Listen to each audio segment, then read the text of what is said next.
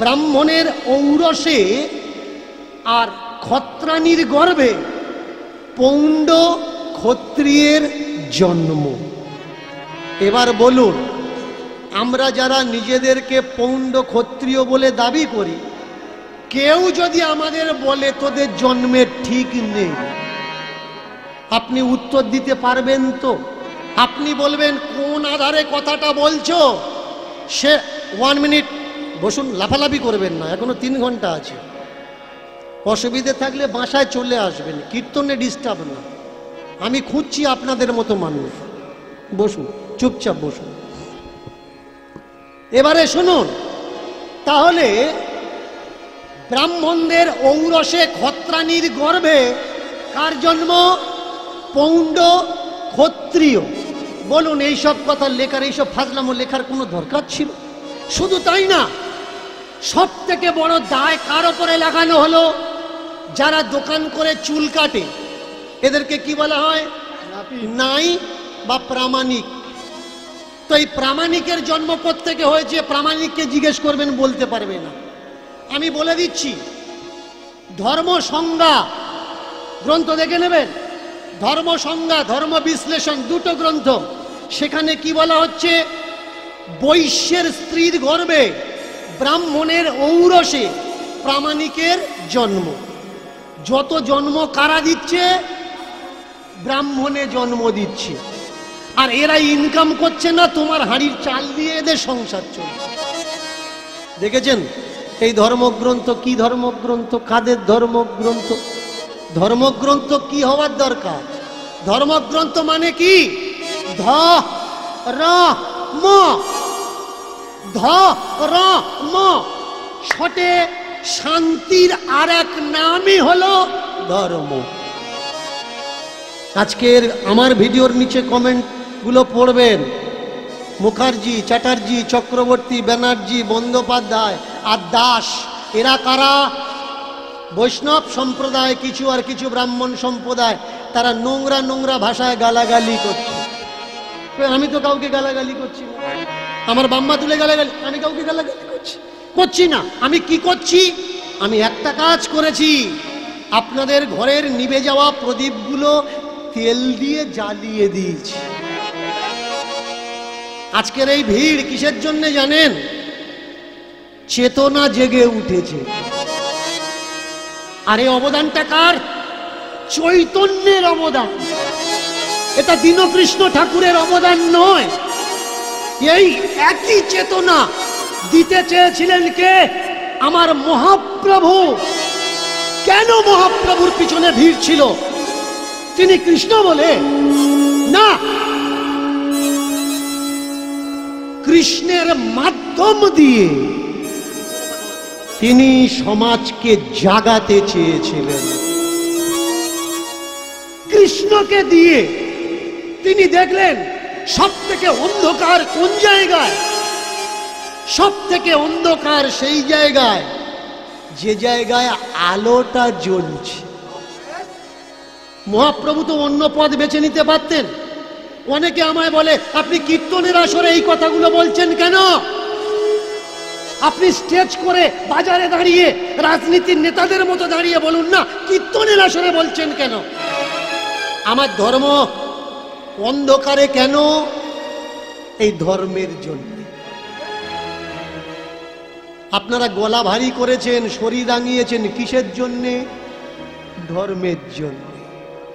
ধর্ম যদি না থাকতো আপনার গলায় কেউ মালা পরাতে পারত না। আর আপনি মালাটা কেন পরেছেন? এই ধর্মের ঠিকাদাররা বলছে মালা থাকলে নাকি মাথায় বাজ পড়বে না। আমি নাম ধরে বলে দিতে পারি কারা কারা এই কথা বলছে। বাজ কি? বাজ হচ্ছে একটা ইলেকট্রোম্যাগনেটিয়াম, ইলেকট্রোফ্রিকোয়েন্স। বাজ সাইকেলের ভোল্ট, লাখো ভোল্ট, ইলেকট্রিক, এছাড়া আর কিচ্ছু নয়। আপনি যদি মনে করেন হ্যাঁ সত্যি তুলসীর মালা গলায় থাকলে মাথায় বাজ পড়বে না, আপনি সোজা চলে যান, তুলসীর মালা গলায় আছে আর ইলেকট্রিক বোর্ডের মধ্যে হাত ঢুকিয়ে দিন, 220 ভোল্ট ঝটকা মারে কি দেখুন। যদি ঝটকা মারে মানে ওর কথা মিথ্যে, আর যদি ঝটকা না মারে হাই ভোল্টেজে হাত দেবেন দিয়ে বলবেন দেখো গলায় মালা আছে, আমার ইলেকট্রিকে ধরছে না। না ভাই, দ্রব্য বস্তু সে তার গুণ দেখাবে, তোমার গলায় মালা থাক বা না। তুমি মুসলিম দাড়ি টুপি নিয়ে ইলেকট্রিকে হাত দাও না, দেখো না ধরে কিনা। ও দিয়ে ইলেকট্রিক জানে না তুমি কোন ধর্মের মানুষ, কোন সম্প্রদায়ের মানুষ। ঝাল সে জানে না তুমি কোন সম্প্রদায়ের মানুষ। বস্তু দ্রব্য এ তার গুণ দেখাবেই দেখাবে। এ চেতনা কে এনে দিয়েছে? আমার মহাপ্রভু এনে দিয়েছে। ইতিহাস ঘেঁটে দেখবেন। আমাকে অনেকে বলে চৈতন্যকে জানতে গেলে কোন কোন বইগুলো পড়বো একটু বলে দিন। যারা সত্য চৈতন্যকে খোঁজ করছেন লিখে রাখুন, চৈতন্য অ্যান্ড হিজ এজ বইটা পড়বেন। মহাপ্রভু মৃত্যুর রহস্য সন্ধানে পড়ে দেখে নেবেন। পড়বেন শৈবাল মিত্রের লেখা গোরা গ্রন্থ, পড়বেন জয়দেবের লেখা, জয়দেব বন্দ্যোপাধ্যায়ের লেখা কাহা গেলে তোমা পাই, পড়ে নেবেন নিখোঁজ গোরা, পড়ে নেবেন উড়িষ্যার অন্ধকার, পড়ে নেবেন হিস্ট্রি অফ উড়িষ্যা। ৫-৭খানা বইয়ের নাম বললাম, তাহলে আপনার ভিতরে আর প্রশ্ন থাকবে না সত্য চৈতন্য কোনটা আর কাল্পনিক চৈতন্য কোনটা। মহাপ্রভুর পার্শ্বদ যারা, তারা বলছে মহাপ্রভু সন্ন্যাস নিতে চায়নি, মহাপ্রভুর মার বউ দুজনে মিলে মহাপ্রভুকে সন্ন্যাসী হতে বাধ্য করেছে। কেন? তা না হলে মহাপ্রভুর সম্প্রদায়ের মানুষ, তাদের ভিতরে একটা মতবাদ শুরু হয়েছে। মতবাদটা কি? মহাপ্রভু বলছে পূজা করা লাগবে না। ভালো করে শুনবেন, মতবাদটা কোথায়? মহাপ্রভু বলছে পুজো করা লাগবে না, মহাপ্রভু বলছে যজ্ঞ করা লাগবে না। যারা মহাপ্রভুর মতপথ অনুগামী, এরা কি করে? পূজা করে? কোনো দেবী দেবতার পূজা করে না। কেন? এ মহাপ্রভুর নির্দেশ। মহাপ্রভুর কারোর পূজা করা লাগবে না, কোনো হোম যজ্ঞ তপস্যা সাধনা কিচ্ছু করা লাগবে না। কি করবে? শুধু দুটো বাহু তুলে যেখানেই থাকো না কেন, যে অবস্থায় থাকো, যদি আনন্দে থাকো কৃষ্ণ বলবে আনন্দে, আর যদি দুঃখে থাকো কৃষ্ণ বলবে কেঁদে কেঁদে। প্রত্যেকটা চোখের জলের ফোঁটাতে কৃষ্ণ যেন ছুঁয়ে থাকে। কৃষ্ণকে বলো আমি তো ওদের মতো ডাকতে পারিনি ঠাকুর, হাজার হাজার বছর পরমায়ু ওদের ছিল, আমাদের অতটা পরমায়ু নেই, স্বল্প পরমায়ু আমাদের। অন্নগত প্রাণ, ভাত না খেলে আমরা বাঁচবো না দুটো বেলা। পেটের জোগাড় করব, ভাতের চিন্তা করব, নাকি তোমার চিন্তা করব ঠাকুর? তাই জানি না প্রক্রিয়া কি, তোমাকে কিভাবে ডাকবো। আজকের কেঁদে কেঁদে চোখের জলে আমি তোমায় ডাকছি ঠাকুর। আমি সংসার ছাড়তে পারি না কর্তব্যের খাতিরে, বাবা মা ছাড়তে পারি না, ছেড়ে চলে গেলে তারা খাবে কি, মাগবে কি, পরবে কি। তাই তোমার দুঃখের দিনে ডাকছি ঠাকুর।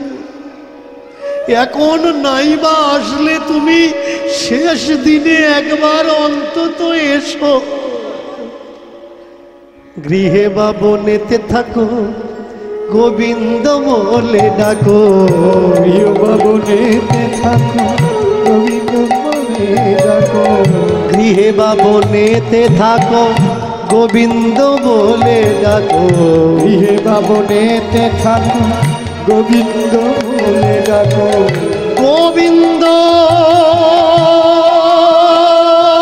পরকালের উপায়, আর গোবিন্দ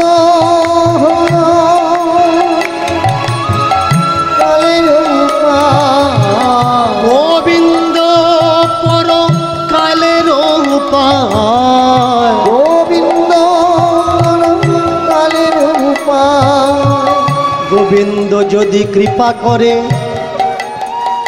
ইষ্ট তারি ধরে।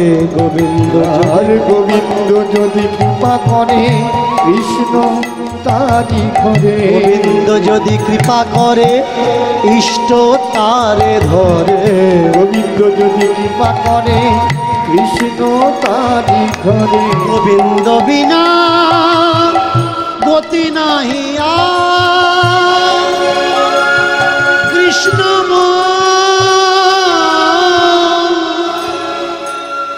কৃষ্ণ প্রাণ কৃষ্ণ আমার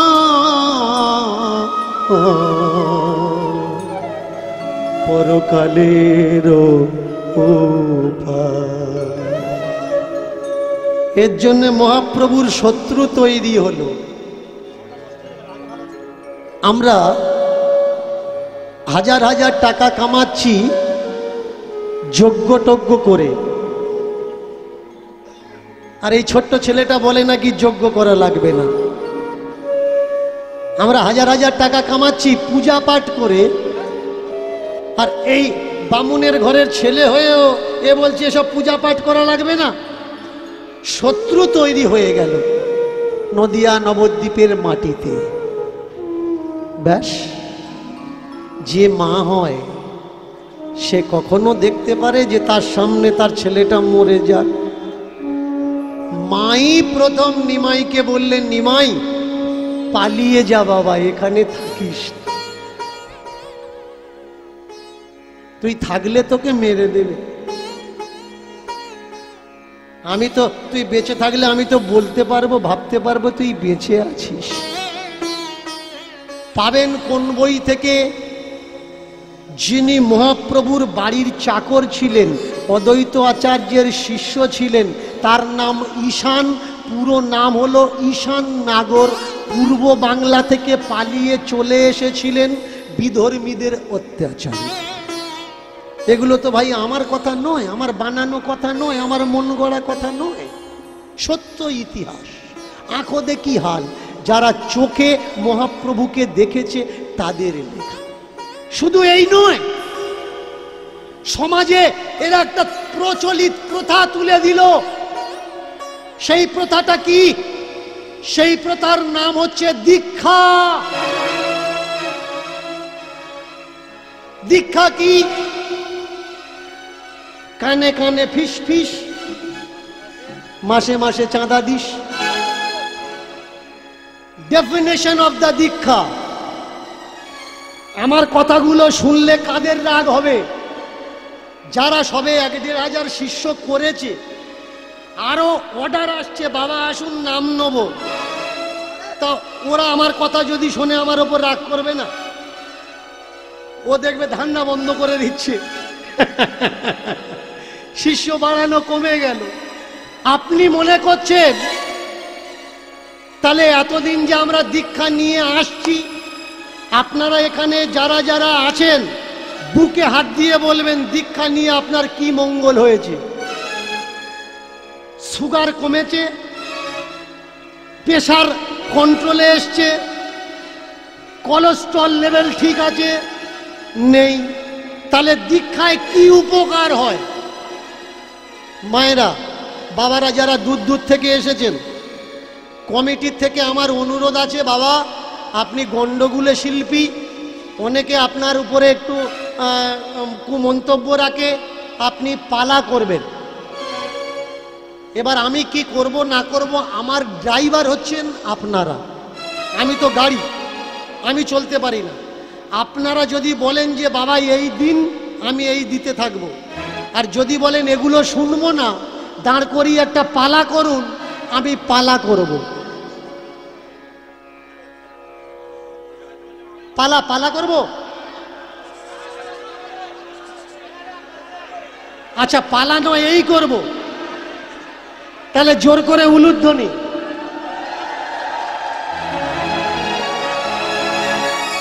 আচ্ছা দুজনের কথা থাক, কেমন? দুজনের কথা থাক, পালার মাধ্যম দিয়ে এই সব করি। তাহলে যারা পালা ভালোবাসে তাদের কাছে পালা থাকলো, আর যারা সত্যকে ভালোবাসে তাদের প্রতি এইসব থাকলো, সব থেকে ভালো হবে। মাঝখান দিয়ে আমরা চলবো, এর জমি নামবো না, ওর জমি নামবো না, আলের ওপর থেকে যাব, তাহলে কারোর গায়ে আর রাগ হবে। আজকের যে পালাটা করব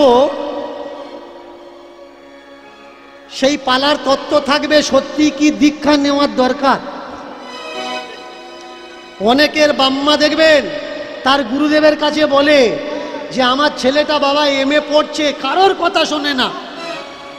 গুরুদেব আগে বলে দেয় দীক্ষা দিয়েছিস, যে যার ধান্দায় সেই তার, ওর জ্বালায় ও মরছে, ওর ছেলে মেয়ে বাম্মার কথা শুনছে না। গুরুদেবের কাছে আর্জি রেখেছে, গুরুদেব তো কিছু তো বলবে। গুরুদেব বলে দীক্ষা নিয়েছিস? না বাবা। বলে তাহলে হবে না, দীক্ষা দে তবে তো জানবি। আচ্ছা, ওই সকালবেলা যখন আসছিলাম আমার এক ছোট ভাই গান করছিল, বলছিল পেটে বাচ্চা থাকলে যদি পাঁটার মাংস খায় তাহলে ও নাকি পাঁটা হবে। কেমন বলুন তো? পেটে বাচ্চা থাকলে যদি ডেমরে কলা খায় তাহলে কতগুলো দানা হবে? মানে ওর নলেজে যা খাবে তাই হবে, এটা কিন্তু আগে বোঝা লাগবে। তাহলে আজকের সমাজে বর্তমান যুগে সত্যি কি দীক্ষার প্রয়োজন আছে, তার উপরে বেশ করে আজকের লীলা কীর্তন। কীর্তনের নাম কালে খাঁ, ভালো করে শুনবেন। কীর্তনের নাম কালে খাঁ। অনেক কীর্তনীয় আমায় বলে ও যে পালাগুলো করে আমরা 14 পুরুষই শুনিনি। তা তোমার 14 পুরুষ যদি ভক্তদের খোঁজ না রাখে দোষটা কি আমার? পড়াশুনো করবে তাই তো জানতে পারবে। পড়ে নিও। রাজস্থান করলিতে মদন মোহনের মন্দির আছে। মদন মোহনের মন্দির, ভালো করে মন দিয়ে শুনবেন। রাজস্থান করলিতে মদন মোহনের মন্দির আছে।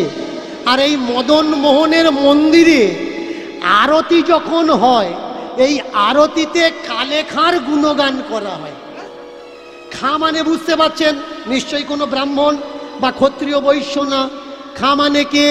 এ মুসলমান।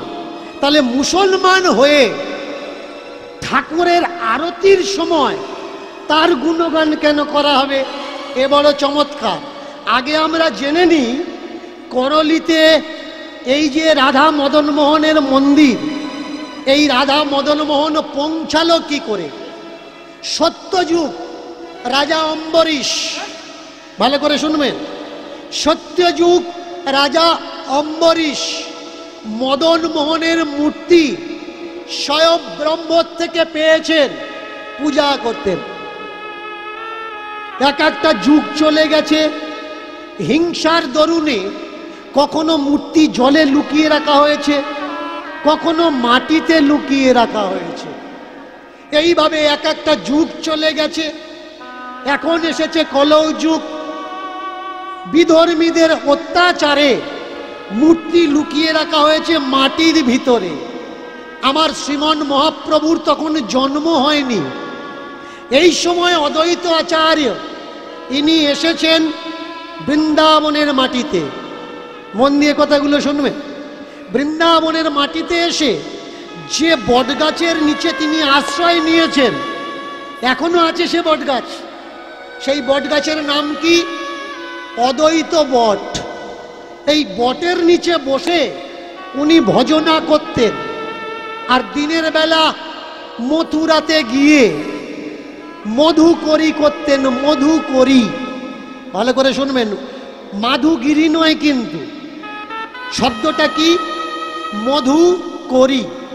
করে মধু মানে অমৃত নেওয়াকে, ভিক্ষা নেওয়াকে মধুকরি বলা হয়।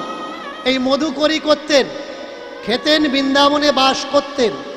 আর যখন ঘুমিয়ে পড়তেন ওই বটগাছের তলাতে, স্বপ্ন আসত, এই আমাকে তোল, আমাকে ওঠা।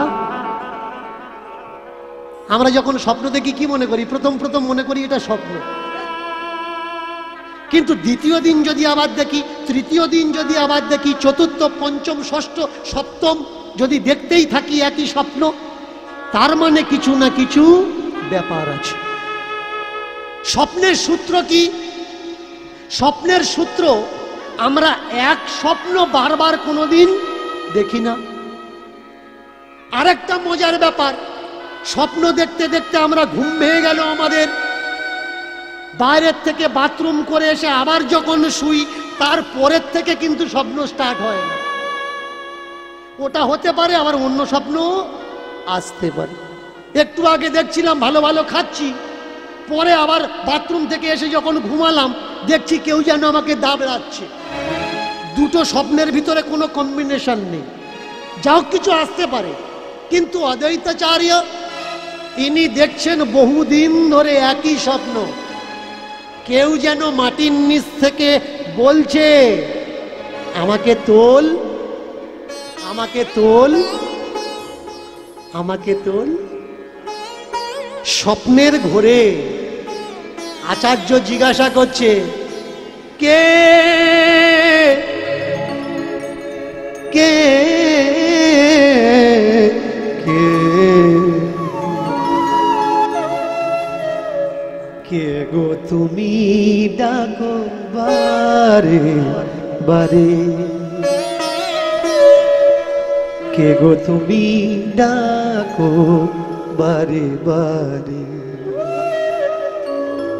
কোন জানায় আছো তুমি জানি না তো হায়, জানি না তো হায়, কোন জানায় আছো তুমি জানি না তো হায়, জানি না তো হায়, না না না না না না না না না না না না, কোন জানায় আছো তুমি জানি না তো হায়, জানি না তো হায়, কোন জানায় আছো তুমি জানি না তো হায়, জানি না তো হায়, কে তুমি ডাকো আমায়,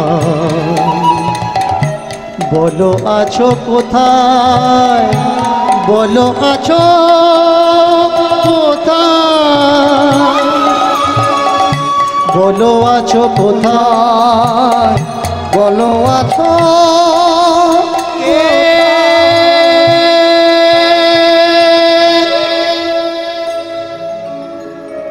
ঘুম ভেঙে গেছে, অনেক রাত,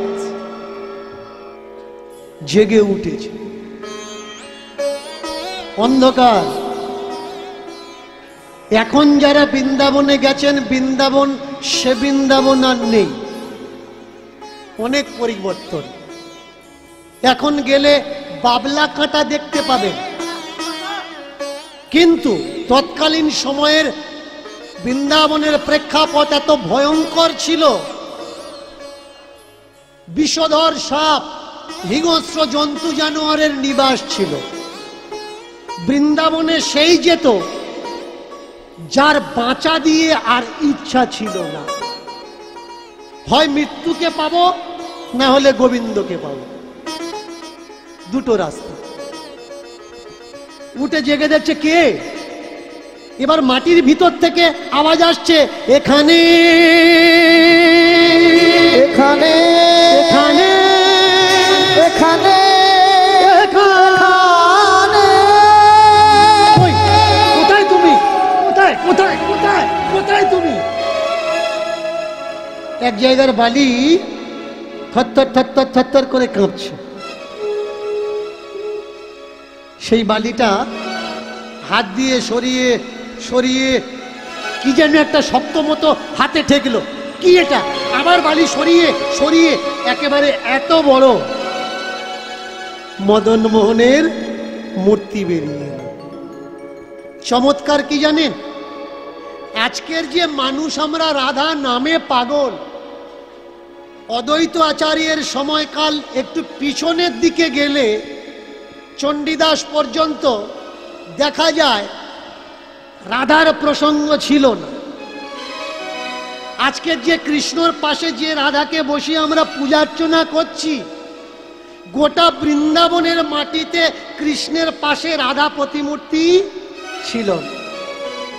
এই রাধা প্রতিমূর্তি আসলো কিভাবে? ভালো করে শুনে রাখবেন, মনে রাখবেন কথাগুলো। নিত্যানন্দের দুই স্ত্রী জাহ্নবা আর বসুধা, সূর্য সার্কেল, দুই কন্যা জাহ্নবা আর বসুধা।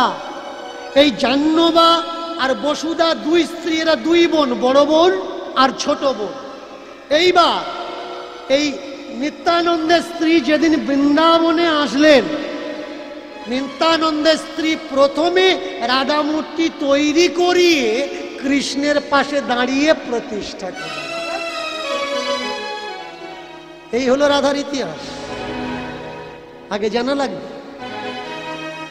তাকিয়ে দেখুন, একখানা মূর্তি উঠেছে মদন মোহন, চতুর্দিকে পরিচিত হয়ে গেল যে কোত্থেকে, শান্তিপুর, নবদ্বীপের শান্তিপুর, নদিয়ার শান্তিপুর থেকে এক বাবাজি এসছে, আধোড়া আদমরা বুড়ো বাবাজি, আর তার হাতে একখানি মূর্তি উঠেছে স্বপ্ন আদেশ করে। মথুরার চতুর্বেদী ব্রাহ্মণ খবরটা পেয়ে এসে করজোড় করে দাঁড়ালেন, আচার্যদেব আপনি আমার গুরু হবেন, আমাকে দীক্ষা দেবেন, শিষ্যত্বের অধিকার দেবেন। গুরু আচার্য শিষ্য করলেন। আর ওই বৃন্দাবন ত্যাগ দেওয়ার প্রাককালে এই মদন মোহন মূর্তিকে ওই চতুর্বেদী ব্রাহ্মণের হাতে তুলে দিয়ে আসলেন নিত্য নৈমিত্তিক পূজা অর্চনার জন্য। বৃন্দাবন থেকে উঠলো, আসলো কোথায়? মথুরা। এর জন্য এখনো পর্যন্ত এদিক থেকে যখন আপনি বৃন্দাবন যাওয়ার জন্য যাবেন, আগে কিন্তু আপনার মথুরাতে নামা লাগে। কেন? এটা মদন মোহন স্টপেজ। মথুরাতে আগে আপনার পদার্পণ, তারপর বৃন্দাবনের দিকে গমন। এইবার বহু সময় কেটে যায়, নিমায়ের জন্ম হয়, চতুর্দিকে প্রচার চলতে থাকে। ষড় গোস্বামীর পদার্পণ হলো বৃন্দাবনে। এই ষড় গোস্বামীর ভিতরে দুই প্রধান গোস্বামী, রূপ গোস্বামী আর সনাতন গোস্বামী। এই দুই ভাই বৃন্দাবনে আসলেন। যিনি সনাতন গোস্বামী, আর এই দুই ভাই চলে যেতেন মথুরাতে ভিক্ষা করতে। 10 দিন পর পর একদিন ভিক্ষা করতেন। আর ভিক্ষাতে তারা কি পেতেন? শুকনো রুটি। ভজন কাকে বলে দেখুন, শুধু বললে হবে না আমি ভজনের ঘরে প্রবেশ করেছি। 10 দিনের ওই রুটি করতেন কি তারা? যমুনার তটে বালির ভিতরে পুঁতে দিতেন। দিনে একটা করে রুটি বের করতেন, যমুনার জল আর ওই শুকনো রুটি টুকরো টুকরো করে কেটে ভিজিয়ে ভালো করে চটকে নিতেন। এই হতো তাদের মূল আহার। কানে খবর পেল একদিন যে অদ্বৈত আচার্য এসেছিলেন, তার হাতে মদন মোহন উঠেছে, আর মথুরার কোনো এক চতুর্বেদী পরিবারে সেই মূর্তি রাখা আছে। দর্শনের লোভ আসলো ভক্তকে। ভক্ত বড় লোভী, যে লোভী হয় সে ভক্ত হয়। কিসের লোভ? ধন দৌলতের লোভ না, ভগবত দর্শনের লোভ। কোথায় ভগবত প্রেম আছে, ভগবত আছে, সেই দর্শনের লোভ। ছুটলো কোথায়? মথুরার দিকে। ওই চতুর্বেদীর বাড়ির সামনে দাঁড়িয়ে প্রার্থনা করত, খুলে যা, খুলে যা, খুলে যা। প্রার্থনা, যা যা যা যা, খুলে যা।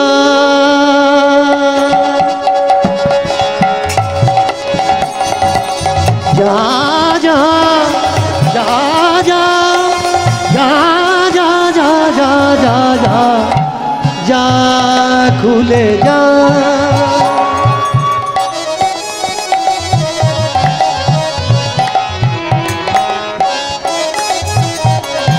ওরে মদন মোহন যদি কৃপা হয়, মন্দিরের দরজা দরজা দরজা যা যা যা খুলে যা যা যা যা যা যা যা যা যা খুলে যা।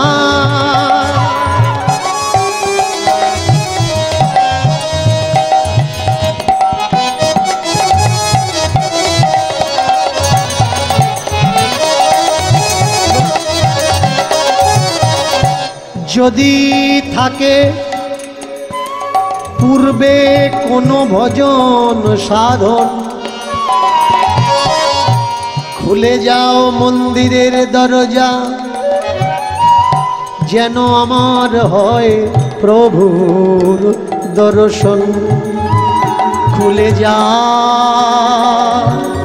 যা যা খুলে যা। ওমা তোমার দরজায় এসেছি গো মা, যে জন্যে এসেছি দাও দাও, সেটা দিলে নিয়ে চলে যাবে। দাও দাও, যে জন্যে এসেছি। রুটি এনে দিয়েছি। হ্যাঁ গো মা, তোমাদের মন্দিরে ভোগ দেবে না? দুপুর হয়ে গেল তো। দেব দেব। তাহলে এক কাজ করো না, ওই মন্দিরের প্রসাদই যে প্রসাদ, মহাপ্রসাদ, ওই ভোগ মহাপ্রসাদ দাও না, এ দিও না। হাত পেতে দাঁড়িয়ে আছে কিসের জন্য? খাবারের জন্য না। আখিয়া দর্শন কো লাগে প্যাসি। ভক্ত মুখের জন্য ভিক্ষা করে না, নয়নের জন্য, ভাবের জন্য ভিক্ষা করে। দরজাটা খোলো। যেই প্রসাদ দেওয়ার জন্য, ভোগ চড়ানোর জন্য দরজাটা খুলেছে, ওরে বাপরে, কে কে? তুমি তীর্থে যাচ্ছ, তুমি যাচ্ছ না, তোমার ডাক এসেছে তাই তুমি যাচ্ছ। তুমি ভগবান দেখছো, ওতে কোনো যায় আসে না। যেদিন ভগবান তোমাকে দেখে নেবে সেই দিন যায় আসে। তুমি ডাকছো দেখা দাও দেখা দাও দেখা দাও, ও দেখা দিচ্ছে না। কিন্তু যেদিন ওর ডাক আসবে, দেখা দে দেখা দে দেখা দে, সেদিন তুমি আর টিকতে পারবে না। কে এ কে? ভিক্ষায় কি চাইলেন? মা, যদি দিতে হয় ওই মদন মোহনকে দাও, অন্য ভিক্ষা চাই না। বৃন্দাবনের মদন মোহন চলে যাবেন গোপীনাথ বাগ, বহুদিন কাটিয়েছি আমি গৌর মন্দিরের কাছে। এই বৃন্দাবনের মদন মোহন বিধর্মীদের অত্যাচারে তাকে নিয়ে গিয়ে রাখা হলো কোথায়? রাজস্থান। আর সেই রাজস্থান থেকে মূর্তি আসলো করলিতে, এখানে স্থাপনা করা হলো, মন্দির নির্মাণ করা হলো। সেই থেকে আজও পর্যন্ত করলির মদন মোহন নামে খ্যাত। সার্চ করে নেবেন কালে খাঁ, ভক্ত কালে খাঁ বা রাজস্থান করলির মদন মোহন মন্দির, গুগল তো আছে আপনার হাতের মুঠোয়, ঠিকানা পেয়ে যাবে। চমৎকার দেখুন, ওর যখন বুলাবা আসে, ও তো না অন্ধ দেখে না খোঁড়া দেখে, ও টেনে নেয় তার কাছে। ভগবান কাকে ভালোবাসে? যে ভগবানকে ভালোবাসে। ভগবান অন্য কিছু চায় না যে তুমি শুকিয়ে শুকিয়ে একাদশী করো, দ্বাদশী করো, ত্রয়োদশী করো, চতুর্দশী, অষ্টমী, ষষ্ঠী করো। ভগবান এসব চায় না। ভগবান কি চায়? ভগবান চায় তুমি আমাকে কতটা ভালোবেসে পারো। চতুর্দিকে খবর পাঠালো পূজারী, মদন মোহনের সেবায়েতে দরজার সামনে একজন প্রহরী ঝাড়ুদার লাগবে। যদি কোনো ভাগ্যবান থেকে থাকো চলে এসো মন্দিরের সেবার জন্য।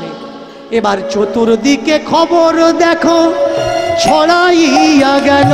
এবার চতুর্দিকে খবর দেখো ছড়াইয়া গেল।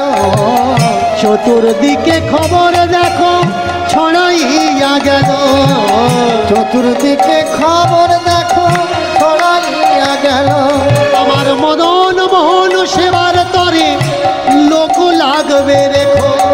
মদন মোহন সেবার তরে আমার মদন মোহন সেবার তরে লোক লাগবে রেখো। মদন মোহন সেবার তরে লোক লাগবে এসো। তোমরা কে কে আছো, কে কে আছো, কে কে আছো, কে কে আছো? ওই মন্দির সেবার করার তরে কে কে আছো, কে কে? ওই মন্দির সেবার করার তরে কে কে আছো, কে কে আছো? ওই মন্দির সেবার করার তরে কে কে আছো, কে কে ওই আছো? মন্দির সেবা করার তরে কে কে আছো, কে কে আছো? যার কানে খবর গেল সেজন ছুটে এলো। যার কানে খবর গেল সেজন ছুটে এলো। দেখো যার কানে খবর গেল সেজন ছুটে এলো। দেখো যার কানে খবর গেল সেজন ছুটে এলো। আমি ঝাঁট দেব, ঝাঁট দেব, আমি ঝাড় দেব, ঝাড় দেব। যা যা বলবে তাই তাই করবো, ঝাঁট দেব, ঝাঁট তুমি দেব। যা যা বলবে তাই তাই করবো। আর মদন মোহন সেবার তরে যা বলবে তাই তাই করবো। মদন নিতাই গৌর হরি বল হরি। সেবার তরে ঝাড় দেব, সেবার তরে ঝাড় দেব, ঝাড় দেব। সেবার তরে না ওরে বাপরে, এতগুলো মানুষ তোমরা মদন মোহনের সেবা করবে? আমার লাগবে একজন লোক। এত লোক কি হবে? কে কে করবে? আমি করব। ও পণ্ডিতজি আমি করব, আমি মদন মোহনের সেবা করব। আচ্ছা তুমি মদন, এই তোমার জাত কি?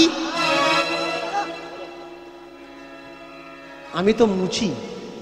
মুচি তো চলো, এই বাবু সরে দাও, সরে দাঁড়াও। মদন মোহনের সেবা করবে মুচি বড়বাবু হয়েছ? বেরাও মন্দিরে বাইরে, বাইরে বাইরে। কে ভগবান?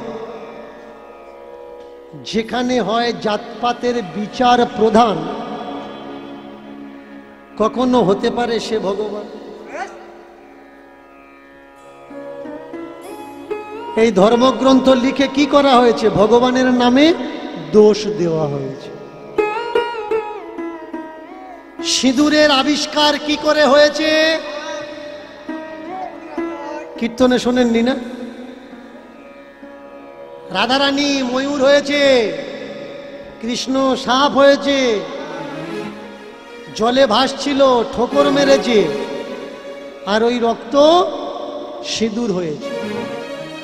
আচ্ছা জলে সাপ ছিল, ময়ূর ঠোকর মেরেছে, তা জল আর রক্ত মিশে যাওয়ার দরকার। কোটোয় ধরেছে কে?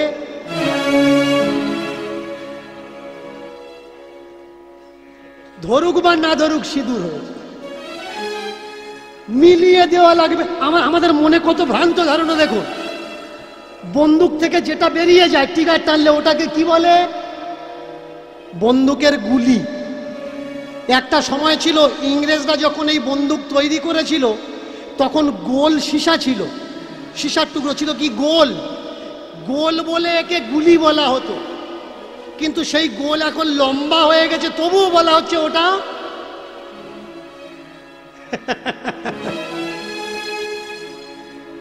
গোল ছিল, গুলি ছিল, লম্বা হয়ে গেছে, তবুও ওটা গুলি। নাম চেঞ্জ হবে না। আগে বোঝা লাগবে ভাই কোন, এই যে আমরা সন্ধ্যার সময় সন্ধ্যা দিই, আমরা সন্ধ্যা কেন দিই? কারণ সন্ধ্যা যখন হয়ে আসে ও চতুর্দিকে অন্ধকার হয়, ঘর দুয়ার কি অন্ধকার হয়ে থাকবে? তার জন্যে ঠাকুর ঘরে প্রথমে একটা প্রদীপ দেওয়া হয়, তুলসী তলায় একটা দেওয়া হয়, বাইরের দরজায় একটা দেওয়া হয়, আর হাওয়ায় যাতে নিভে না যায় মাটির কমণ্ডলু ছিল, কমণ্ডলু। এখন তো চতুর্দিকে বাড়ি হয়েছে। 30-35 বছর পিছনের ইতিহাস, এই জায়গার ইতিহাস খুলুন, দেখবেন হয়তো মাঠের মাঝখানে একজন ছিল বা ছিল না। প্রচণ্ড হাওয়া হতো, নিভে যাবে। কমণ্ডলুর ভিতরে করে ছোট্ট ছোট্ট প্রদীপগুলো নিয়ে তুলসী গাছের গোড়াতে, বারান্দায়, দূরে পুকুর পাড়ে এইভাবে ঘরকে আলোকিত করা হতো। কিন্তু এখন ইলেকট্রিসিটি চলে এসছে, তবুও প্রদীপ দেওয়া কেউ বন্ধ করবে? করবে না। এবছর কালী পূজায় আমরা কি করি? মোমবাতি জ্বালাই, 3টে দিন মোমবাতি জ্বালাই। এই মোমবাতি জ্বালিয়ে আমরা কি করি না, কালী পূজার রাত সারা রাত অন্ধকারে থাকবো, আলোকিত হোক। এবছর লাইট থাকার পরেও তবু মোমবাতি আমরা পুড়িয়েছি। কেন? একটা রীতি রেওয়াজ আমাদের জীবনে হয়ে গেছে, এটা করতে হয়। কিন্তু ওটার পরিকল্পিত বিপরীত উপায় চলেও এসেছে, আসলেও তবু আমরা ওই উপায় হচ্ছি না। একটা সময় ছিল জাতের বিচার করা হতো, এখন কনস্টিটিউশনের সময় চলছে, সাংবিধানিক সময়, 21 শতাব্দী। এখন জাতপাতের প্রয়োজন নেই, তারপরেও জাতপাত জাতপাত করছি। আপনি বলবেন যে বাবা এখন আমাদের সমাজে জাতপাতের অত প্রভাব নেই, মানুষ আর এখন অতটা মানে না। মনে করিয়ে দিচ্ছি, কোনো ক্ষত্রিয় বৈশ্যের ঘরের মেয়ে নেবে? নেবে না। কোনো বৈশ্যীয় আদার কাস্টের মেয়ে নেবে? নেবে না। কাওরা কাওরা খুঁজবে, মুচি মুচি খুঁজবে, বাগদি বাগদি খুঁজবে, হাড়ি হাড়ি খুঁজবে, ডোম ডোম খুঁজবে। এই জাতির বিচার, জাতির কালেকশন আমাদের রক্তে ঢুকে গেছে ভাই, এটা পাল্টানো যাবে না। শুনতে পাবেন কানে, আমার গুরুদেব যাকে তাকে দীক্ষা, তবুও 20-30 হাজার শিষ্য। যাকে তাকে দীক্ষা দেয় না, তবুও 30 হাজারের উপরে শিষ্য। এবার যাকে তাকে যদি দীক্ষা দিত, তাহলে পরিচয়টা কোথায় যেত? জাত আর পাত। আপনি নির্জাতের মানুষ, চিনবেন কিভাবে? আপনি দীক্ষা নেবেন, নেওয়ার পরে আপনার নামের পরে একটা পদবি লেখা হবে। সেই পদবিটা কি? দয়াকর দন্তেশ্বর দাস। পাড়ার কোনো শিক্ষিত ছেলে যদি আপনার বলে যে আচ্ছা বাবা আপনি নামের পরে দাস লাগাচ্ছেন কেন? ও বলবে ওরে বাপরে, জানিস আমার গুরুদেব আমার নাম রেখেছে রাধা রমন দাস। এ দাস সে দাস নয়, এ দাস মুচি নয়, আমি তো রাধার দাস। ভাই, দীক্ষা নেওয়ার পরে নামের পরে যদি দাস লাগে, আর সেই দাসটা যদি সে দাস না হয়, তাহলে তোমার গুরুদেবের নামের পরে দাস নেই কেন? তোমার গুরুদেবের নামের পরে গোস্বামী কেন? তোমার গুরুদেবের নামের পরে ত্রিবেদী, চতুর্বেদী, দ্বিবেদী কেন? তোমার গুরুদেবের নামের পরে আচার্য কেন? তোমার গুরুদেবের নামের সঙ্গে প্রভুপাদ জুড়ে আছে কেন? আগে বোঝা লাগবে ভাই। সন্ন্যাস যখন তুমি নেবে, নেওয়ার পরে দণ্ড থাকে, দণ্ড। এই দণ্ডের সাইজ কোনটা? 3টে সাইজ আছে। নিজ জাত কানের নিচে লাঠি থাকবে, মিডিল জাত তাদের কান পর্যন্ত লাঠি থাকবে, তার উপরের জাত মাথা পর্যন্ত, আর তার উপরের জাত মাথার উপর পর্যন্ত। বর্তমান ভারতবর্ষের শঙ্করাচার্য দেখাতে পারবেন না কোনো অব্রাহ্মণ হয়েছে। এই পদটা, এই সিটটা ওদের আন্ডারে, ওদের দখলে। কেন ভাই? যেখানে গীতা বলছে চতুর্বর্ণ মায়া সৃষ্টম, শুনে নিন, চতুর্বর্ণ মায়া সৃষ্টম গুণ কর্ম বিভাগস্য। ভগবান বলছেন গুণ আর কর্মের দ্বারা মানুষ বিভক্ত হয়। সেখানে মনুস্মৃতি বলছে জন্মের পরে ব্রাহ্মণের ছেলে ব্রাহ্মণ হয়। ব্রাহ্মণকে जन्म जायते शूद्र, मत्स्य पुराण जन्म जायते शूद्र संस्कारेण द्विज ब्रह्म जानति ब्राह्मणा विष्णु जानति वैष्णवः। তাহলে মনুস্মৃতি কি বলছে? আলাদা কথা বলছে। গীতা কি বলছে? আলাদা কথা বলছে। মৎস্য পুরাণ কি বলছে? আলাদা কথা বলছে। তাহলে গীতা পৃথিবীর বেশিরভাগই মানুষ মানে, গীতা যদি মানি মনুস্মৃতি মিথ্যা, আর মনুস্মৃতি যদি মানি গীতা মিথ্যা। এই দুনিয়ায় বেশিরভাগ সনাতন ধর্মের মানুষরা তাদের কিসের ওপরে বেস করে চলে? আপনি জানেন না, মনুস্মৃতির উপরে বেশ করেই সনাতন ধর্ম এগিয়ে চলছে। বোঝা লাগবে কে বা কারা এই ধর্ম তৈরি করেছে। আপনার, আমার, আমাদের পূর্বজরা কখনো লেখাপড়া জানতো না। প্রমাণ কি? আমার মুখের কথা না, মনুস্মৃতি। মনুস্মৃতির প্রমাণ পড়ে নেবেন 10वीं চ্যাপ্টার 81 নম্বরের শ্লোকের পরের থেকে দেখতে পাবেন, বুঝতে পারবেন কত বড় ভয়ঙ্কর ভয়ঙ্কর তথ্য ওখানে তুলে ধরা হলো। যে শূদ্র তার শিক্ষার অধিকার নেই। তাহলে বলুন, শূদ্র যদি লেখাপড়া শিখতে যদি না পারে, লেখাপড়া শিখবে তবে তো ব্রাহ্মণ হবে।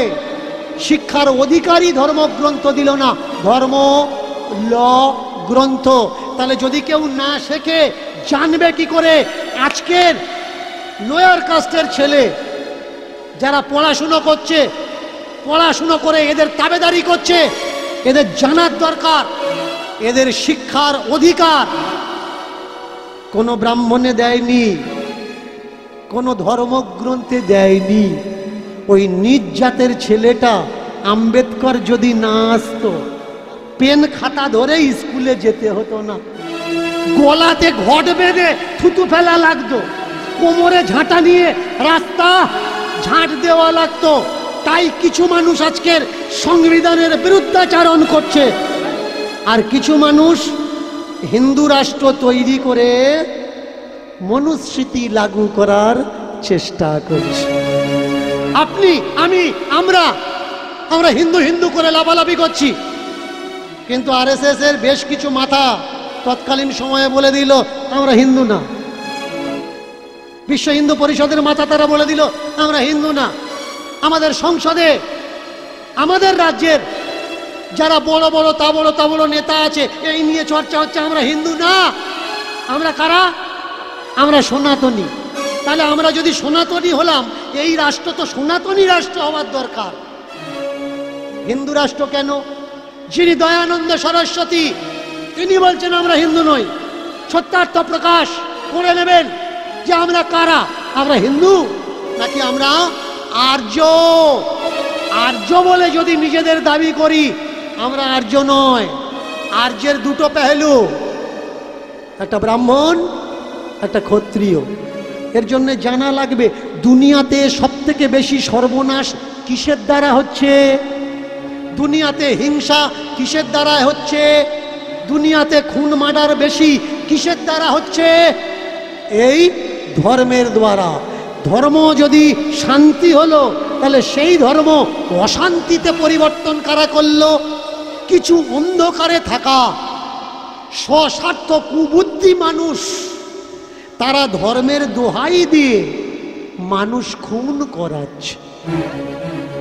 তাই তো ছোট ছোট বাচ্চারা আল্লাহু আকবার বলে মানুষকে গুলি করছে। তাই তো ছোট ছোট বাচ্চারা রাস্তায় দাঁড়িয়ে বলছে জয় শ্রীরাম বল, না হলে তোর মাথা থাকবে না। ভাই রাম বলুক বা না বলুক সেটা তার ব্যক্তিগত ব্যাপার, তোমার অসুবিধে কি? তুমি বলছো রাম আমাদের পূর্বজ, রাম আমাদের পিতা, রাম আমাদের পরম ব্রহ্ম। প্রমাণ কি? রাম সেতু। তাহলে রামের সব থেকে প্রমাণ যদি রাম সেতু হলো, সংসদের বেশ কিছু সংসদ, তাও বলে দিচ্ছি বিজেপির সংসদ, যারা বেশি করে রাম রাম করে পাগল হচ্ছে, এটা আমার মুখের কথা না, টাইম অফ নিউজ দেখে নেবেন। সেখানে ওরা সংসদে বলছে রাম মন্দিরের কোনো পাকা সবুত বা রাম সেতুর কোনো পাকা সবুত আমাদের কাছে নেই। তাহলে আমরা যারা রাম রাম করে লড়াই করছি কারা ভাই? আমাদের কোন রাম দরকার? রাজনীতির রাম দরকার নাকি সীতাপতি ভক্তির রাম দরকার? যে রাম শান্তি স্থাপনা করলো দেশে, সেই রাম দরকার না বর্তমান যে রামের নিয়ে মাথা ফাটাফাটি হচ্ছে এই রাম দরকার? আমরা তো ভাই হিংসার রাম ভালোবাসি না। রাম কবে থেকে পলিটিক্যাল রাম হয়ে গেল? এটা আগে বোঝা লাগবে। ভগবান কাদের? ভগবান সর্বজনীন, সর্বসাধারণ। যে ভগবান ভালোবাসে ভগবান তার, যে ভগবান ভালোবাসে না ভগবানও তার। যে চুরি করে সেও ভগবানকে প্রণাম করে যে ভগবান আমি যেন ধরা না পড়ি। আর যার ঘরে সোনাদানা আছে সেও ভগবানকে প্রণাম করে যে ভগবান আমার ঘরে যেন চুরি না হয়। আমরা কোন ভগবানকে চাই? আমরা সেই ভগবানকে চাই যে প্রেম, ভালোবাসা, ভক্তি, ভাবের ভিখারি, দয়ালের, কাঙালের। এসেছিল ঝাড় দেওয়ার জন্যে, জাতের জন্যে তাড়িয়ে দেওয়া হচ্ছে। এই জাত কোনো নিচু মানুষেরা তৈরি করেনি, নিচু কাস্টের মানুষেরা তৈরি করে। সেন বংশ, গুপ্ত বংশ পড়বেন ইতিহাস, মহাভারতের সময়কালে চলে যান। মহাভারতের সময়কালে কোনো লাস্ট নেম কিন্তু ছিল না। এই যে সর্দার, মন্ডল, হালদার, সরকার, এসবগুলো ছিল না। রামায়ণে এসব কোনো কাস্ট ব্যবস্থা ছিল না। তাহলে মহাভারতে লাস্ট নেম নেই, রামায়ণে লাস্ট নেম নেই। লাস্ট নেম আসলো কোত্থেকে? সেন বংশের সময়কাল থেকে। নামের পরে লেখা হলো কে কি, যাতে জানা যায়।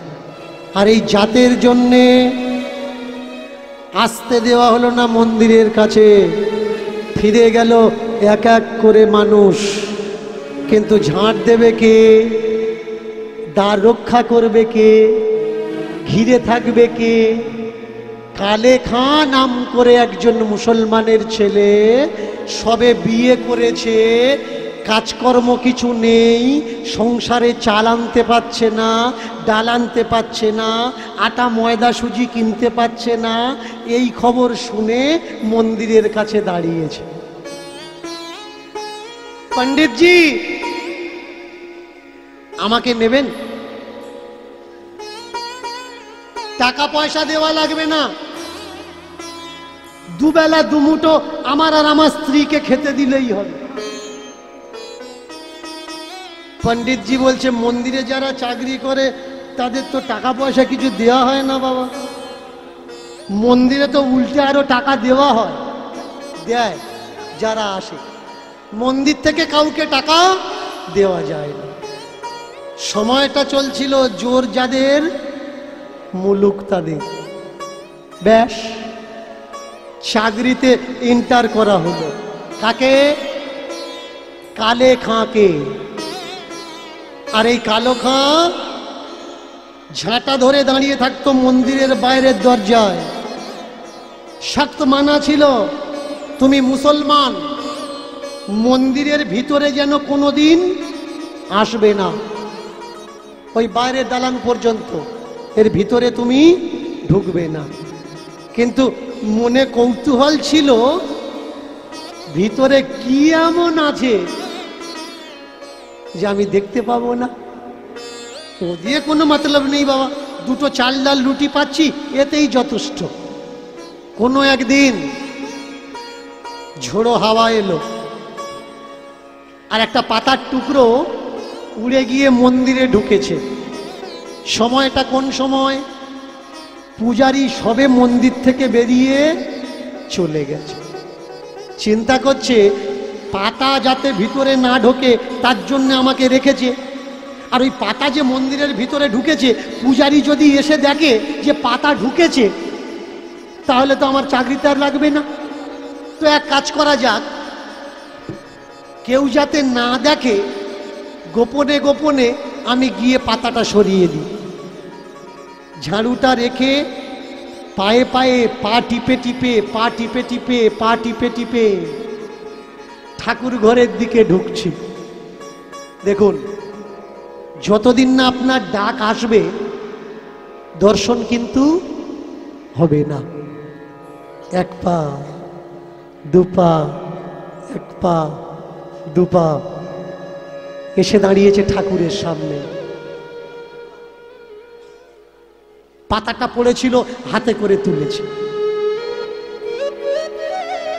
প্রথম তাকানো, তাকিয়েছে কোন দিকে? দেখতে মানা, ঠাকুরকে দেখতে মানা, মুসলমানের ছেলে, তবুও এক ঝলক দেখেছে পা দুটো, মদন মোহনের দুটি চরণ কমল। চিন্তা করছে, বাহ, খুব সুন্দর দেখতে ছোট্ট ছোট্ট পা, এখানে তো কেউ নেই। সেই পা যখন দেখেছি তাহলে আরেকটু উপরের দিকে তাকাই। দুটো হাঁটু দেখেছে, জানুদেশ।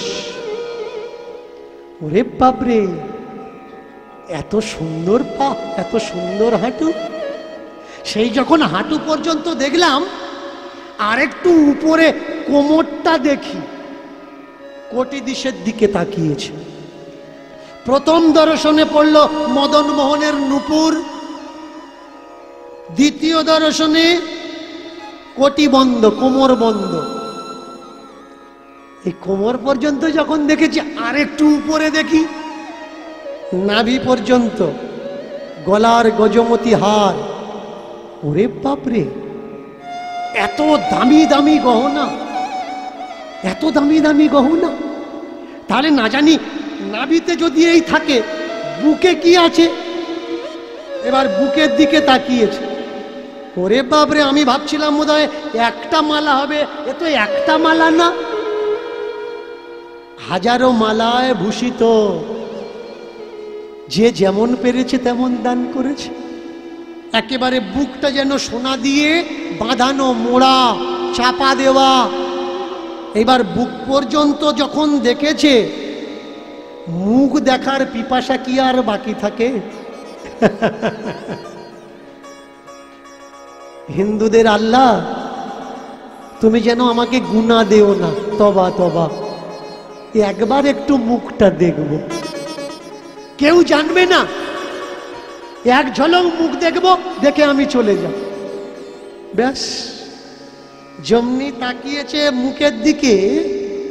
আর আমি প্রথমেই কিন্তু বলে দিয়েছি, তুমি ভগবানকে দেখছো বা না দেখছো ওতে কোনো যায় আসে না। ভগবান যদি তোমাকে দেখে ফেলে, সেই দিন তোমার জীবনের সব কিছু পরিবর্তন হয়ে যাবে। ক্যামেরা হচ্ছে থার্ড আইজ, 3 নাম্বার চোখ। যেটা আমাদের সাধারণ চোখে ধরা পড়ে না, সেটা ক্যামেরার চোখে ধরা পড়ে। আর এই ক্যামেরার পিছনে একজন ব্যক্তি দাঁড়িয়ে থাকে, তাকে ক্যামেরাম্যান বলা হয়। এই ক্যামেরাম্যান ইচ্ছা করলে পুরো পৃথিবীর হোল পাল্টে দিতে পারে। কিন্তু যেসব ইউটিউবাররা এখন উঠেছে, এরা চাচ্ছে না যে মানুষ সত্যিটা জানুক। এর জন্য এদের বসতে দিই না, বেকার বসতে দিয়ে লাভ কি? যেমন কিছু কিছু মিডিয়া আছে, তারা গোলামি করছে এখন, তেমনি গোলামি করলে তো হবে না। ক্যামেরার পিছনে ক্যামেরা যে ধরে আছে, সে স্বাধীন চেতা, তার নিউট্রাল থাকার দরকার, ফ্রি থাকার দরকার। আমি তোমাদেরকে বলবো, যে মেসেজটা দিলে মানুষ সৎপথে চলবে, তার জীবন সহজ হবে, সেইটুকু দাও। খালি খালি দীনকৃষ্ণ ঠাকুরকে দোষ দিয়ে ভিউজ ইনকাম কামানোর জন্যে কেটে একটা খারাপ পয়েন্ট ছাড়লাম, এটা উচিত না। আজকের কিছু মানুষ দীনকৃষ্ণ ঠাকুরকে গালাগালি করে, শুধু তাকে নয়, তার বাম্মা তুলেও গালাগালি করে। কিন্তু এরকম কোনো মর্দানগি হিম্মতওয়ালা মানুষ আমি এখনো পাইনি যে আমার সঙ্গে বসে শাস্ত্র নিয়ে আলোচনা করবে। এটাই বড় নরমের জায়গা, বড় ভাবার জায়গা। বড় বড় কীর্তনিয়া আছে যারা আমার নামে পিছনে নিন্দা করে, কিন্তু আমার নাম শুনলে প্যান্টে পেশাব করে ফেলে। ও আছে, যাব না কেন ভাই? আসবে না। আমি যদি খারাপ বলে থাকি তো সেখানে তো তোমাদের থাকার দরকার, তোমাদের সেখানে থেকে মানুষকে বুঝিয়ে দেওয়ার দরকার যে দীনকৃষ্ণ ঠাকুর তুমি এইটা ভুল কথা বলেছ, এটা ঠিক না। কিছুদিন আগে আপনাদের এই এরিয়ার একটা ইউটিউবার একটা ভিডিও কাট করে ছেড়েছিল, কৃষ্ণ ভগবান না কৃষ্ণ অসুর। ভালো করে মন দিয়ে শুনবেন। এর জন্য আমি বলি যে সমস্যা থাকলে আসরে এসো। 5 মিনিট কোনো ভিডিও দেখে কখনো বিচার করা যায় না। যেমন এক কড়া খিচুড়ি রাঁধতে গেলে 75 থেকে 80 গ্রাম ঝালের গুঁড়ো আমরা দিই এক কড়া খিচুড়ির উপরে, তাহলে ওই ঝালটা কিন্তু কারোর মুখে লাগে না। আর যদি এক কড়া খিচুড়ির পুরো 75 থেকে 80 গ্রামের ঝালের গুঁড়োটা একজনকে খাওয়ানো হয়, তার তো ঝাল লাগবেই লাগবে।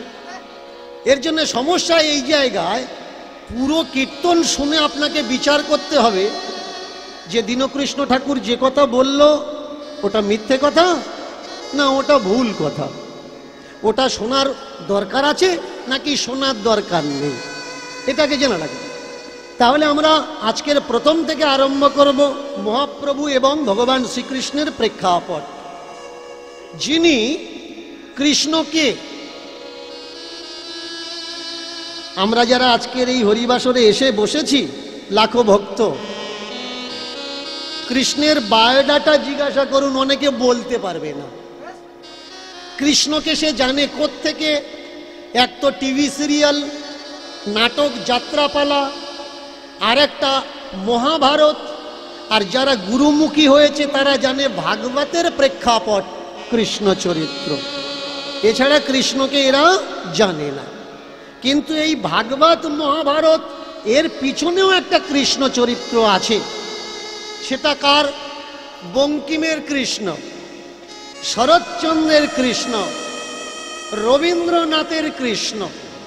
আমি বারবার বলি যে ভাই পড়াশুনো করো, যদি পড়াশুনো নাই বা করো, যে বইয়ের নামগুলো অন্তত বলি সেই বইগুলো পড়ে দেখো দীনকৃষ্ণ ঠাকুর ঠিক কথা বলছে না দীনকৃষ্ণ ঠাকুর ভুল কথা বলছে। বর্তমান যে মাসটা চলছে এই মাস মহাভারত পাঠ করার মাস, তাই তো? মহাভারত পাঠ করার মাস।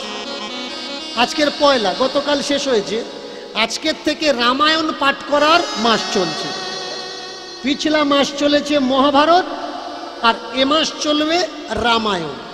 তো পিছলা মাসে যে মহাভারত পাঠ চলেছে দামোদর মাস, এই মাসে নগরে নগরে অনেক জায়গায় দেখবেন মায়েরা, বাবারা, ছোট্ট ছোট্ট ছেলে মেয়েরা নগর কীর্তন দিয়েছে ভোরের বেলা করে উঠে। এদিকে হয়েছে কিনা জানি না, অন্য অন্য জায়গায় হয়েছে। আচ্ছা বলুন, এই কীর্তন দেওয়াটা এটা তো ভালো কথা, ভালো কথা না? কৃষ্ণ নাম বিলানো কত ভালো কথা। কিন্তু একটা জিনিস লক্ষ্য করে আমার কষ্ট লাগে, এই নাম দেওয়াতেও পাটাপাটি। এইদিকে হয় কিনা জানি না, অনেক জায়গায় হয়েছে, আমি দেখেছি। आंखों देखी हाल मैं बता रहा हूं, किसी से सुनकर मैं नहीं बता रहा हूं। কীর্তন দিতে যাচ্ছে, আজকে যে টিমটা ছিল সামনের বছর ওই টিমটা আর নেই। কই রে, তোদের সঙ্গে ওই দিদিমাটা ছিল বললে এবছর নেই, পার্টি চেঞ্জ হয়ে গেছে। ঠাকুরের নামের ভিতরে পার্টি হবে কেন? এইটা তো আমি বুঝতে পারলাম। পার্টি হওয়ার পিছনে কারণ কি? দৃষ্টান্ত মহাভারত। মহাভারতে কটা পার্টি? 3টা পার্টি। একটা পাল্লা, ডান দিক, বাঁ দিক আর মাঝখানের দিক। কম হয়েছে না বেশি হয়েছে আমরা বুঝবো কি করে? মাঝখানের যে কাঁটাটা আছে সেটা যেদিকে হিলবে ওদিকে বেশি, বাঁদিকে হিললে বাঁদিকে বেশি, ডান দিকে হিললে ডান দিকে। একটা পাল্লায় 3টে পার্টি, আর একটা মহাভারতে কটা পার্টি? 3টে পার্টি। একটা কুরুক্ষেত্র, আর সেই কুরুক্ষেত্রে একটা কুরু বংশ আর একটা যদু বংশ। তাহলে পাণ্ডু আর কুরু, আর একটাকে যদু। এই যদু বংশের যিনি নেতৃত্ব দিয়েছিলেন তিনি কে? ভগবান শ্রীকৃষ্ণ। ইনি হচ্ছেন পাল্লার কাঁটা, যেদিকে হিলে আছে সেই দিকটা বেশি। এবারে বলুন, ভগবান শ্রীকৃষ্ণ যুদ্ধের আগে কথা দিয়েছিলেন যে আমি যুদ্ধ করব না, যুদ্ধে ইনভলভ থাকবো না, অস্ত্র ধরবো না। কথা রাখতে পেরেছে কি? কথা রাখতে পারে? শুধু তাই নয়, আমরা রামায়ণ, আমরা মহাভারত পড়ি, কিন্তু গল্পের সারমর্মটা আমরা কেউ নেওয়ার চেষ্টা করি না। এই দেখুন রামায়ণের প্রেক্ষাপট। রামকে, রাম ব্রহ্মা সনাতন, ব্রহ্মের স্বরূপ রামচন্দ্র। তাহলে রাম যদি ব্রহ্ম হলো, বলুন তো রামের নিজের ভাই, ছোট ভাই বুকে যখন শক্তিশাল লাগলো, রাম সর্বাগ্রে কি করেছে? রাম তো হাত দিলে ঠিক হয়ে যেতে হতো না? যার ছোঁয়াতে শিলা ভাসে তার স্পর্শে কখনো লক্ষণ মরবে, এ কথা মানা যায়। কিন্তু তিনি কি করেছেন? সর্বপ্রথম তিনি বললেন ডাক্তার ডাকো। যে ব্রহ্ম সনাতন তিনি বলছেন অসুবিধা হয়েছে, রোগ এসেছে, ব্যাধি এসেছে, ডাক্তার ডাকো। কোন ডাক্তার ডাকা হলো? রাবণের প্রাইভেট ডাক্তার, যে শুধুমাত্র রাবণের ফ্যামিলিকে ট্রিটমেন্ট করত। নাম কি? সুসেন বৈদ্য। তাহলে দেখুন ধর্মগ্রন্থ থেকে আমরা কি শিখব? ধর্মগ্রন্থের সারটুকু আমরা নেব। ডাকলো কাকে? ওর সঙ্গে মিলল না কিন্তু। ডাকবো আমরা তাকে, ডাক্তারকে। ভগবান সে বলল না যে আমি হাত বুলিয়ে দেবো ঠিক হয়ে যাবে। সে বলল আমি ভগবান হতে পারি, কিন্তু যেখানে যার প্রয়োজন তাকে ডাকা লাগবে। এখন শক্তিশাল লেগেছে, এই জায়গায় ভগবানের কাজ নেই, ডাক্তারের কাজ। কিন্তু এখনকার বেশিরভাগই গুরুদেবেরা কি বলছে? আপনি কাঁদছেন বাবা আমার অসুখ, সে বলছে ভগবানের ওপরে বিশ্বাস করে ঘটের জল খা, ঠিক হয়ে যাবে। যে ভগবান সে বলছে ডাক্তার দেখাও, আর গুরুদেব কি বলছে? ঘটের জল খাও, ভগবানের উপরে বিশ্বাস রাখো। কিন্তু ভগবানের কথা বললেন, ডাক দিলেন কাকে? সুসেন বৈদ্যকে। সুসেন বৈদ্যকে রাবণের প্রাইভেট ডাক্তার, রাবণের। সুসেন এসে আজে বাজে ওষুধ দিয়ে রুগীটাকে তো মেরে দিতে পারত, যে রাবণের শত্রু, তাহলে এদের বাঁচানোর দরকার না, মেরে দেওয়ার দরকার। তো ডাক্তারের ধর্ম কি? রুগী যে কেউ হোক তাকে সুস্থ করে জীবন দান করা, একে বলে ধর্ম। মহাভারত পিছলা মাসে আমরা পড়লাম, লক্ষ্য করেছেন মহাভারতের যেসব প্রেক্ষাপটগুলো রাখা উচিত নয় তার জন্যে আমার লড়াই। নৈমিষারণ্যের বড় বড় আচার্যদের সঙ্গে আমার মিটিং হয়েছে, জানিয়ে রাখি আপনাদের। তারা আমাকে বলেছে বাবা আমাদেরকে 15টা বছর সময় দিন, আমরা ধর্মকে আপডেট করে দেবো, ধর্মগ্রন্থ আপডেট করে দেবো। আজে বাজে জিনিসগুলো আমরা রাখবো না, বাজে জিনিসগুলো আমরা বাদ দিয়ে ভালো জিনিসগুলো ধর্মে গ্রন্থের মধ্যে থাকবে। বাজে জিনিস কোনটা আপনি আমাকে বলতে পারেন যে আপনার চোখে শুধু বাজে জিনিসগুলো পড়ে, ভালো জিনিসগুলো পড়ে? বাজে জিনিস কোনটা ভালো করে মন দিয়ে শুনুন। অনেকে নিজেকে পৌণ্ড ক্ষত্রিয় বলে দাবি করে। জিজ্ঞাসা করবেন আপনি কাস্ট কি আপনার, সে বলে দেবে আমার কাস্ট হচ্ছে পৌণ্ড ক্ষত্রিয়। অনেকে এখানে খুঁজলেও পাওয়া যাবে। এবার তাকে জিজ্ঞাসা করুন আপনার এই জাত পৌণ্ড ক্ষত্রিয়ের জাত জন্ম হয়েছে কিভাবে। অনেকে হয়তো বলতে পারবে না, আমি বলে দিচ্ছি পৌণ্ড ক্ষত্রিয় জন্ম কিভাবে হয়েছে। পৌণ্ড ক্ষত্রিয় যিনি বিশ্বামিত্র, তপস্বী বিশ্বামিত্র, আর একাধারে তপস্বী পরশুরাম, এই দুই চরিত্র আমরা বড় ভয়ঙ্কর পাই। পরশুরামের মা জলান্তে গিয়ে হাজার বাহুকে দেখে বিলম্ব হয়েছে, এই অপরাধে পরশুরামের বাবা আদেশ করেছে, যমদগ্নি আদেশ করেছে ওর মাথাটা কেটে ফেলো, ও দুশ্চরিত্র। কেন না যতক্ষণে আসার দরকার ছিল অতক্ষণে আসেনি। তিন ছেলে পারল না, ছোট্ট ছেলে মাথাটা কেটে ধর থেকে আলাদা করে দিল কুঠার দ্বারা। কেটে দেওয়ার পরে তিনি জানতে চাইলেন মায়ের অপরাধ কি। সার্ভে করে খোঁজ নিয়ে দেখলেন ক্ষত্রিয়ের জন্যে আমার মায়ের এই দশা, আমার হাতে মায়ের প্রাণ গেছে। তাহলে পৃথিবীতে যদি ক্ষত্রিয় না থাকতো আমার মা মরতো না। এর জন্য পৃথিবীতে ক্ষত্রিয় আমি রাখবো না। করলেন কি, একবিংশতি বার মানে 21 বার পৃথিবীকে নিষ্ক্ষত্রিয় করলেন। বড় চমৎকার কথা।